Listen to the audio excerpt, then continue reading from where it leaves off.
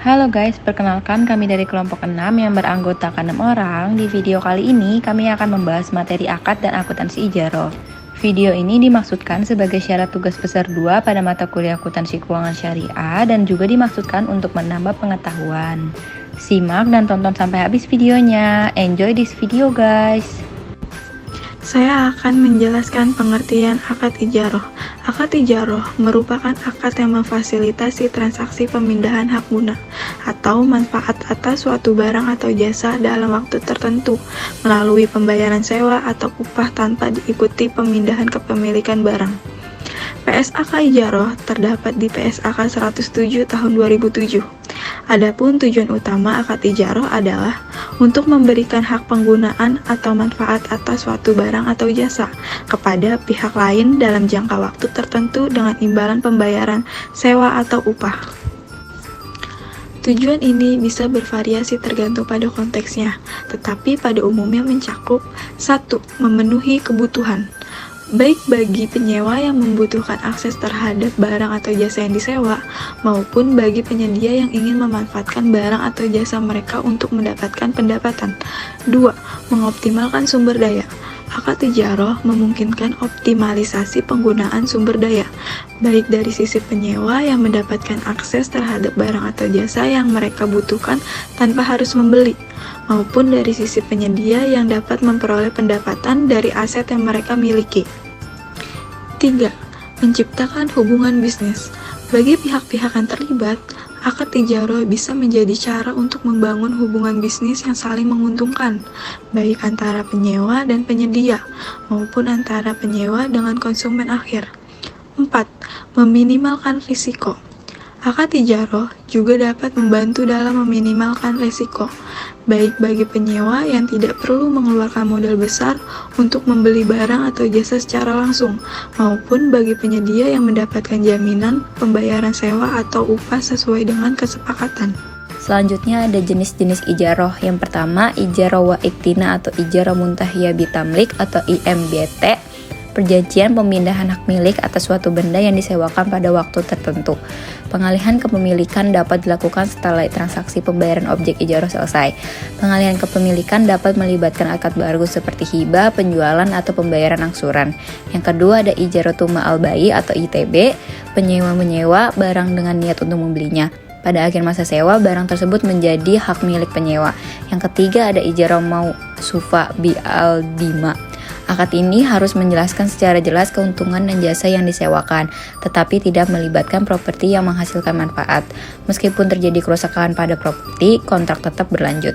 Yang kelima ada ijaroh manfaat. Ijaroh manfaat adalah akad ijaroh yang objek sewanya berupa manfaat dari suatu benda. Manfaat yang dimaksud adalah kegunaan atau fungsi dari benda tersebut, bukan benda itu sendiri. Yang kelima ada ijaroh pekerjaan. Ijaroh pekerjaan adalah akad ijaroh objek sewanya berupa pekerjaan atau jasa. Dalam ijaroh pekerjaan, pemberi sewa atau mujir berjanji untuk menyelesaikan suatu pekerjaan tertentu kepada penyewa atau mustajir dengan imbalan upah. Contohnya, tukang bangunan disewa untuk memperbaiki rumah dengan imbalan upah. Yang keenam, ada ijaroh asli. Ijaroh asli adalah akad ijaroh yang objek sewanya berupa benda yang masih dalam kepemilikan penyewa.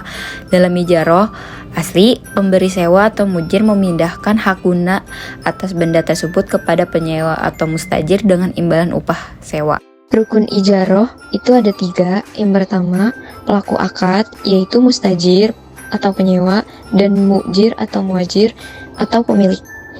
Yang kedua, objek akad, yaitu ma'jur atau aset yang disewakan, dan ujroh atau harga sewa. Yang ketiga itu sigot atau pernyataan ijab qabul. Syarat ijaroh itu ada 4. Yang pertama, akad ijaroh dihentikan pada saat aset yang bersangkutan berhenti memberikan manfaat kepada penyewa. Yang kedua, jasa atau manfaat yang diberikan oleh aset yang disewakan harus jelas. Yang ketiga, kepemilikan aset tetap pada yang menyewakan dapat memberi manfaat kepada penyewa. Yang keempat, aset tidak boleh dijual kepada penyewa dengan harga yang ditetapkan sebelumnya pada saat kontrak berakhir. Selanjutnya, mekanisme akad ijaroh. dalam transaksi pembiayaan berdasarkan akad ijaroh, bank bertindak sebagai penyedia dana dalam kegiatan transaksi ijaroh dengan nasabah. Dalam pembiayaan ini, bank wajib menyediakan dana untuk merealisasikan penyediaan objek sewa yang dipesan nasabah.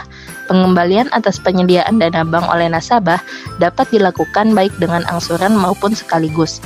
Pengembalian atas penyediaan dana bank tersebut tidak dapat dilakukan dalam bentuk piutang maupun dalam bentuk pembebasan utang. Fatwa DSN nomor 9 DSN MUI Romawi 4 tahun 2000 tentang pembiayaan ijaroh tidak menyatakan adanya agunan terhadap pembiayaan berdasarkan akad tersebut. Namun, mengingat penyaluran dana oleh bank syariah berdasarkan akad tersebut juga harus layak, maka bank wajib berpedoman kepada ketentuan pasal 23 Undang-Undang Perbankan Syariah. Dalam pasal 23 tersebut, antara lain ditegaskan bahwa bank wajib melakukan penilaian yang saksama terhadap watak, kemampuan, modal, agunan, dan prospek usaha calon nasabah penerima fasilitas. Selanjutnya, dalam penjelasan pasal 23 UU Perbankan Syariah antara lain ditegaskan bahwa dalam melakukan penilaian terhadap agunan, bank syariah atau UUS unit usaha syariah harus menilai barang, proyek atau hak tagih yang dibiayai dengan fasilitas pembiayaan yang bersangkutan dan barang lain, surat berharga atau garansi risiko yang ditambahkan sebagai agunan tambahan. Apakah sudah cukup memadai sehingga apabila nasabah penerima fasilitas tidak dapat melunasi kewajibannya, agunan tersebut dapat digunakan untuk menanggung pembayaran kembali pembiayaan dari bank syariah atau UUS yang bersangkutan. Berdasarkan uraian di atas, dapat disimpulkan bahwa dalam pembiayaan ijaroh, berdasarkan ketentuan pasal 23 UU Perbankan Syariah tentang kelayakan penyaluran dana, adanya agunan tambahan pada dasarnya diwajibkan. Dalam pembiayaan ijaroh, barang yang disewa oleh nasabah bukan milik nasabah. Karena itu, secara yuridis, nasabah tidak bisa menjadikan objek sewa tersebut sebagai agunan. Fatwa DSN tentang ijaroh menyebutkan bahwa kewajiban LKS adalah menyediakan barang yang disewakan. Berdasarkan fatwa tersebut, dapat ditafsirkan bahwa bank tidak perlu memiliki objek sewa. Karena itu, apabila objek sewa tersebut milik pihak ketiga dan bukan milik negara atau Pemda, maka objek sewa dimungkinkan menjadi agunan atas pembiayaan ijaroh atau jaminan pihak ketiga. Berdasarkan pengertian ijaroh di atas, dapat disimpulkan bahwa ijaroh terjadi antara pemilik objek sewa atau pemberi sewa dengan penyewa. Karena itu, apabila bank syariah melakukan akad ijaroh, berarti bank sebagai pemilik objek sewa. Untuk menjadi pemilik objek sewa, berarti bank harus mendapatkannya dari pihak lain. Peralihan kepemilikan atas objek sewa tersebut kepada bank dilakukan secara prinsip berdasarkan kesepakatan. Mengapa secara prinsip? Karena dalam fitur dan mekanisme tentang akad ijaroh ditegaskan bahwa bank bertindak sebagai penyedia dana dalam kegiatan transaksi ijaroh dengan nasabah. Pembiayaan multijasa atas dasar akad ijaroh antara lain: 1. Bank bertindak sebagai penyedia dana dalam kegiatan transaksi ijaroh dengan nasabah. 2. Bank wajib menyediakan dana untuk merealisasikan penyediaan objek sewa yang dipesan nasabah. 3. Pengembalian atas penyediaan dana bank dapat dilakukan baik dengan angsuran maupun sekaligus. 4. Pengembalian atas penyediaan dana bank tidak dapat dilakukan dalam bentuk piutang maupun dalam bentuk pembebasan utang. Selanjutnya ada pengakuan dan pengukuran sebagai pemilik atau mu'jir. Jurnal untuk mencatat perolehan aset ijaroh di debit, kas atau utang di kredit. Jurnal untuk pencatatan penyusutan, biaya penyusutan di debit, dan akumulasi penyusutan di kredit. Jurnal untuk pencatatan pendapatan sewa, kas atau piutang sewa di debit, pendapatan sewa di kredit. Biaya perbaikan objek ijaroh, biaya perbaikan di debit, dan utang di kredit. Lalu ada pengakuan dan pengukuran akuntansi penyewa atau mustajir. Beban sewa selama masa akad saat manfaat atas aset telah diterima. Jurnalnya yaitu beban sewa di debit, kas atau utang di kredit. Jika perbaikan tidak rutin atas objek ijaroh, maka jurnalnya beban pemeliharaan ijaroh di debit, kas atau utang atau perlengkapan di kredit. Biaya pemeliharaan tanggungan pemberi sewa dibayarkan penyewa. Jurnalnya piutang di debit, kas atau utang atau perlengkapan di kredit. Ya, selanjutnya di sini ada pembahasan terakhir dari materi akad dan akuntansi ijaroh. Di sini ada contoh ilustrasi akuntansi ijaroh yang dimana ada contoh soal, misalkan PT ABC membutuhkan sebuah mesin untuk keperluan produksi usaha. yang dimana pada bulan Januari 2023 PT ABC tersebut mengajukan permohonan ijaroh kepada Bank Syariah dengan informasi biaya perolehan barangnya 120 juta, umur ekonomis barangnya 5 tahun atau 60 bulan, masa sewanya 2 tahun atau 24 bulan, nilai sisa umur ekonomisnya 0, sewa per bulannya 2.400.000, lalu ada biaya administrasinya 480.000. Lalu untuk contoh perhitungan pertama ada perhitungan penyusutan dan pendapatan ijaroh. Misalkan kebijakan Bank Syariah adalah memperoleh keuntungan 20% dari modal penyewaan atau beban penyusutan. Pertama menghitung penyusutan per bulan terlebih dahulu, yaitu ada harga perolehan dikurang dengan nilai sisa dibagi dengan jumlah bulan umur ekonomis, yaitu 120 juta dikurang dengan 0 dibagi dengan 60 hasilnya 2 juta. Lalu selanjutnya ada menghitung pendapatan ijaroh per bulan, yaitu modal penyewaan ditambah N% dikali dengan modal penyewaan. Modal penyewaan ini didapat dari penyusutan per bulan sebesar 2 juta. 2 juta itu ditambah dengan 20% lalu dikali dengan 2 juta.